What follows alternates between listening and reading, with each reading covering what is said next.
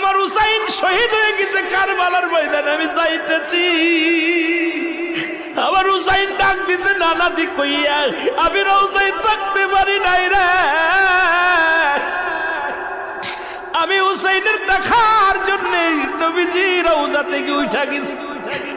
আলেমরা সর।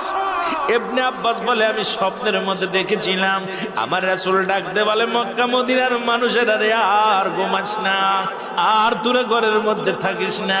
আমি নবী রওজায় ঘুমাইতে পারি নাই, কান্না সহ্য করতে পারি নাই। ওদিন আমিও ফাতেমার নদীও না আমি সহ্য করতে পারি।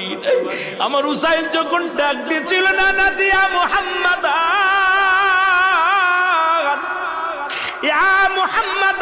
যেদিন ডাক দিয়েছিল রে, সেদিন আমি নবী রওজা থেকে পাগলের মতো উঠে কারবালা পর্যন্ত চলে গিয়েছিলাম।